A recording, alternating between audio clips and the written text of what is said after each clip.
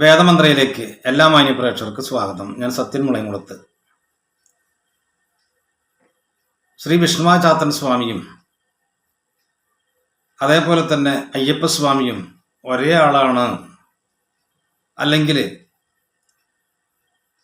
വിഷ്ണുമായും വിഷ്ണുവാചാത്തനും കല്ലടിക്കോട് കരുനീലി അമ്മയാണ് ശബരിമലയിലുള്ളത് എന്ന് ചില സുഹൃത്തുക്കൾ സംശയം ചോദിച്ചിരുന്നു.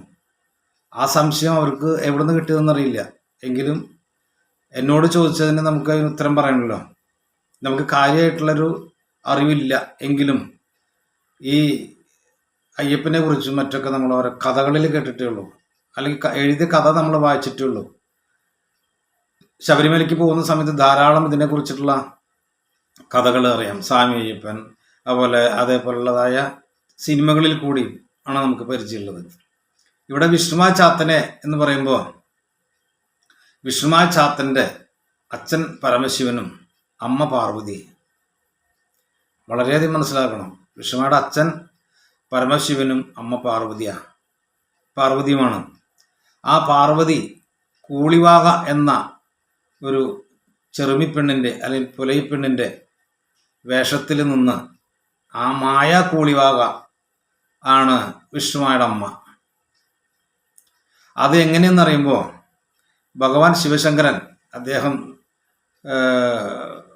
കാട്ടിൽ കൂടി പോകുന്ന സമയത്ത് അദ്ദേഹത്തിന് എന്തോ ഒരു കാര്യസാധ്യതയുണ്ട്. അതിന് പോകുന്ന സമയത്താണ് കൂളിക്കുന്നൻ വനത്തിൽ വെച്ച് ഒരു സ്ത്രീ വിറകൊടിക്കുന്നതായിട്ട് കണ്ടത്. അപ്പോൾ ഭഗവാൻ നല്ലച്ഛൻ പരമശിവൻ അദ്ദേഹത്തിൻ്റെ അടുത്ത് ചെന്നിട്ട് ചോദിക്കുന്നു, നീ ആരാണ്? എന്താണ് ഈ കാട്ടിൽ നിനക്ക് പണി? നിന്റെ വീട് എവിടെ? നാട് എവിടെ? പേരെന്താ? അപ്പോൾ ആ സ്ത്രീ ഒട്ടും പകയ്ക്കാതെ പറഞ്ഞു, എൻ്റെ പേര് കൂളിവാക. ഈ കൂളിക്കുന്ന വനത്തിലാണ് എൻ്റെ വീട്. ഞാൻ ജാതിയിലൊരു ചെറിയ പെണ്ണാണ്. ഞാൻ വിറകുണ്ടാക്കാൻ വന്നതാണെന്ന് പറഞ്ഞു. അപ്പം അത് അപാര സൗന്ദര്യമുള്ളതാണ് ആ കൂളിവാക എന്ന് പറയുന്നത്. അദ്ദേഹത്തിൻ്റെ സൗന്ദര്യത്തിൽ പരമശിവൻ മയങ്ങി എന്നുള്ളതാണ് നമുക്ക് വസ്തുത മനസ്സിലാകുന്നത്. അപ്പോൾ അദ്ദേഹത്തിനോട് കൂളിവാകോട് പറയണ, എനിക്ക് നിന്നെ വളരെ ഇഷ്ടമായി, എൻ്റെ ഇഷ്ടങ്ങൾ നീ സാധിച്ചു തരണം. അതുകൊണ്ട് നീ ഇവിടെ നിൽക്ക്. ഞാനിപ്പോൾ പോണത് ഒരു അത്യാവശ്യ കാര്യമുണ്ട്, അതിന് പോയി വരുന്നത് വരെ ഇവിടെ നിൽക്കണം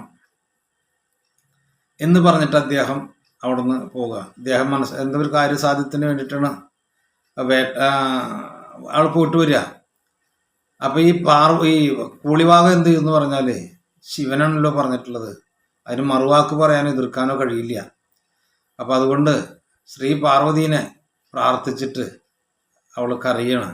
അമ്മേനെ കൈത്തൊഴുതുകൊണ്ട് പ്രാർത്ഥിച്ച് കരയുക. ആ വിളി ശ്രീ പാർവതി കേട്ടു. അദ്ദേഹത്തോട് പറഞ്ഞിങ്ങനെ കാര്യങ്ങളൊക്കെ ഗ്രഹിച്ചു പാർവതി. അപ്പോൾ ഉടനടി അവൾക്ക് വിവരം കിട്ടി, കൂളിവാക അമ്മയ്ക്ക് വിവരം കിട്ടി, ദയ വരുന്നു, അവിടെ നിൽക്കുക എന്ന് പറഞ്ഞിട്ട്. അങ്ങനെ പറഞ്ഞ നിമിഷം കൊണ്ട് പാർവതി ഈ കൂളിവാക നിൽക്കുന്ന ഭാഗത്തേക്ക് എത്തി. എന്നിട്ട് കൂളിവാകയുടെ ഡ്രസ്സും അതേപോലെ തന്നെ മാല ഇത്യാദികളൊക്കെ ശ്രീ പാർവതി വാങ്ങിയിട്ടിട്ട് കൂളിവാക മറിഞ്ഞു നിന്നു. കൂളിവാകയുടെ വേഷം ആര്? ശ്രീ പാർവതി അമ്മ അല്ലെങ്കിൽ പാർവതി ദേവി കൂളിവാകയുടെ വേഷത്തിൽ അവിടെ നിന്നു. പരമശിവൻ പോയി തിരിച്ചു വരുന്ന സമയത്ത് അദ്ദേഹത്തിൻ്റെ ആഗ്രഹ നിവൃത്തി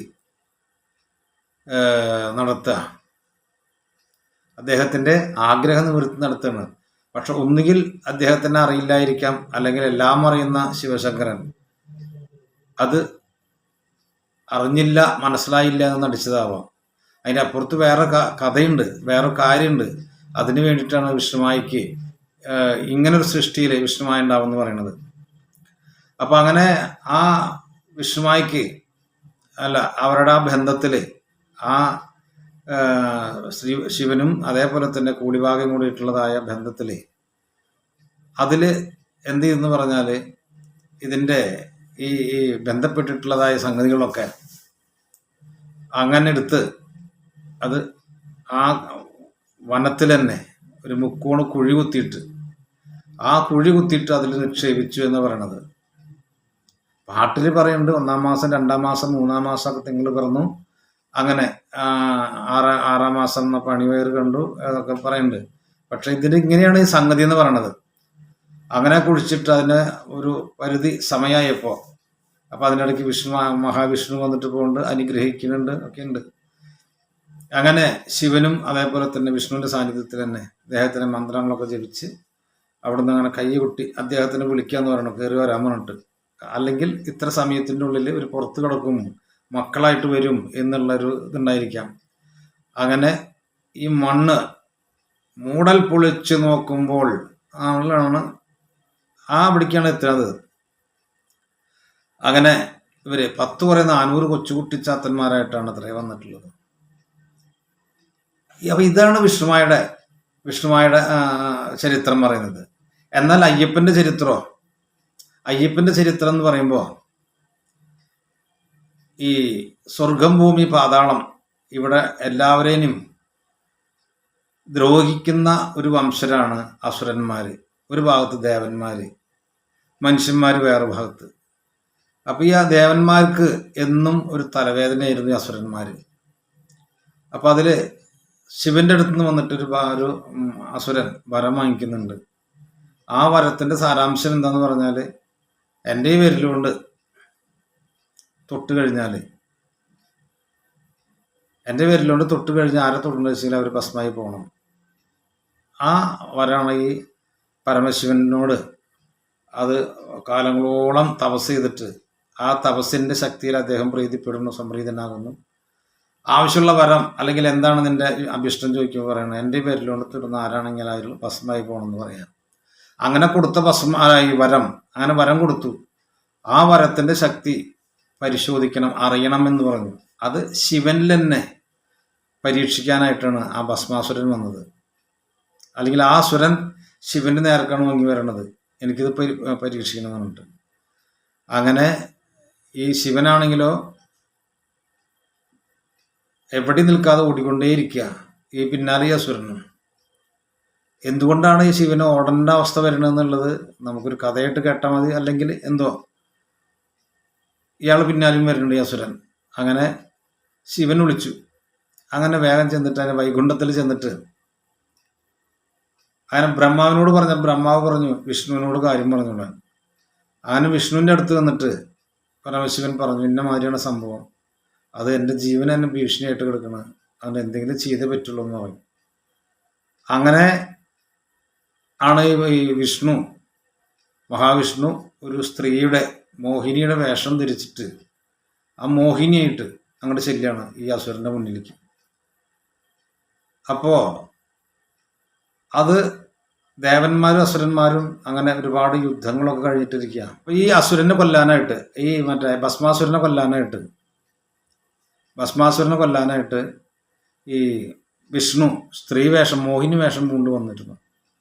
അങ്ങനെ എന്ത് ചെയ്തെന്ന് പറഞ്ഞാല്, ഇവിടെ ഈ അസുരന്മാരെ അടുത്ത് വന്നിട്ട് നോക്കുമ്പോൾ ഈ അസുര രാജാവായ ഈ വരം നേടി വന്നിട്ടുള്ള വ്യക്തിയുടെ അടുത്ത് ഡാൻസ് ചെയ്യുന്നു. ഈ മോഹിനി ഡാൻസ് ചെയ്യുന്നു, ആടുന്നു, പാടുന്നു, അങ്ങനെയൊക്കെ. അങ്ങനെ ഡാൻസ് ചെയ്തിട്ട് അവളുടേതായ ആ ഭംഗിയിൽ അല്ലെങ്കിൽ അവളുടെ ആ നൃത്തത്തിൽ ഈ അസുരൻ അത് മയങ്ങിപ്പോയി. അങ്ങനെ വന്നിട്ട് പറയും, സുന്ദരി ഞാൻ നിന്നെ കല്യാണം കഴിച്ചുകൊണ്ട് എന്ന് പറയുമ്പോൾ എതിർത്ത് പറയാൻ ഈ മോഹിനിക്കും പറ്റില്ല. മോഹിനി ഒരു കാര്യം പറഞ്ഞു, എനിക്ക് അങ്ങനെ വിവാഹം കഴിക്കണോണ്ട് എനിക്ക് യാതൊരു തടസ്സമില്ല, പക്ഷെ എനിക്കൊരു കാര്യം ചെയ്യണം, എനിക്കൊരു സത്യം ചെയ്തു തരണം, എന്നെ ജീവിതകാലം മുഴുവൻ നിങ്ങൾ ഉപേക്ഷിക്കില്ല, ഭാര്യയായി വെച്ചോളാം എന്നുള്ളത് തലയിൽ തൊട്ട് സത്യം ചെയ്യണം എന്നുള്ളത് ഈ മോഹിനി പറഞ്ഞു. അപ്പൊ ഈ അസുരനാണെങ്കിലോ വരത്തിന്റെ കാര്യം അദ്ദേഹം മനസ്സിന് പോയി. ഈ സ്ത്രീനെ, ഈ മോഹിനിനെ കണ്ടുപോയിട്ട് അദ്ദേഹം തലയിൽ തൊട്ട് സത്യം ചെയ്തു. ആ തലയിൽ തൊട്ട് അദ്ദേഹത്തിന്റെ കൈ കൊണ്ട് ശിരസിൽ വെച്ചപ്പോൾ ചാമ്പലാവും എന്ന് പറഞ്ഞിട്ടുണ്ട്. അങ്ങനെ ഇത് തൊട്ടപ്പോൾ അങ്ങനെ ചാരമായി പോയി. അങ്ങനെ ഈ അസുരന്റെ പണി കഴിഞ്ഞു. അത് ശിവന്റെ അടുത്ത് ചെന്നിട്ട് പറയാ. ശിവന്റെ അടുത്ത് ചെന്ന് പറയുമ്പോൾ ശിവന്റെ അടുത്ത് ചെന്ന് കാര്യങ്ങൾ പറഞ്ഞപ്പോൾ അത് എങ്ങനെയാണ് അവനെ അവസാനിപ്പിച്ചേ ചോദിക്കുന്നു. അവസാനിപ്പിച്ചതെന്ന് ചോദിക്കുമ്പോൾ ഇവിടെ ഈ വിഷ്ണു എന്ത് പറഞ്ഞു പറഞ്ഞാൽ, ഞാനിങ്ങനെ രൂപം കൊണ്ടിട്ടാണ് അവനെ അവസാനിപ്പിച്ചെന്ന് പറഞ്ഞു. എന്നാൽ എനിക്കത് കാണണം, ആ രൂപത്തിന് എനിക്ക് കാണണം എന്ന് പറഞ്ഞു. അങ്ങനെ വിഷ്ണു ആ മോഹിനി രൂപം ശിവന് കാണിച്ചു കൊടുക്കുമ്പോഴാണ് ശിവൻ അതിൽ ഭ്രമിച്ചിട്ട് അതിൽ നിന്നുണ്ടായിട്ടുള്ളതാണ് അയ്യപ്പൻ എന്നാണ് പറയുന്നത് മണികണ്ഠൻ, ആ അയ്യപ്പസ്വാമി.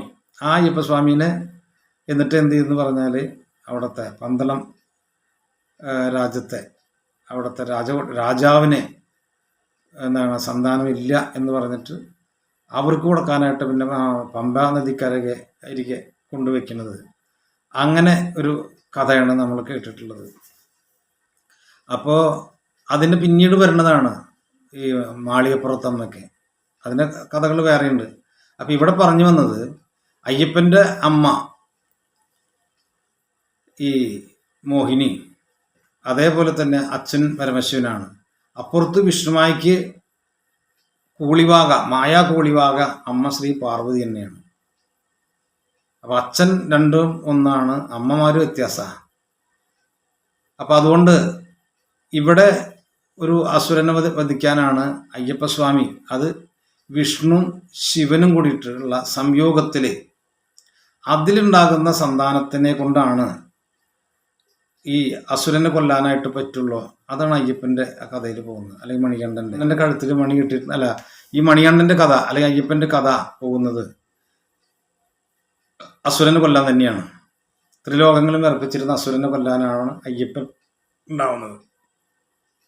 അതിവിടെ അയ്യപ്പനും ശിവനും വിഷ്ണുവും കൂടി സംയോഗം ഉണ്ടാകുമ്പോൾ അതിൽ നിന്നുണ്ടാകുന്ന സന്താനത്തിന് അപ്പുറത്തും അതേപോലെ തന്നെ ദേവന്മാർക്ക് അല്ലെങ്കിൽ അസുരൻ എല്ലാവർക്കും ദേവന്മാർക്ക് പ്രത്യേകാൽ വളരെയധികം ബുദ്ധിമുട്ടുണ്ടാക്കിക്കൊണ്ടിരുന്ന ആ അസുരനെ നിഗ്രഹിക്കാനായിട്ട് ഇതേപോലെ തന്നെ ശിവനിൽ നിന്നും മനുഷ്യ സ്ത്രീയിൽ നിന്നും അത് പരമശിവനെ മനുഷ്യ സ്ത്രീയിൽ ഉണ്ടാകുന്ന അതും ഉണ്ടാകുന്നൊരു കുട്ടിക്ക് മാത്രമേ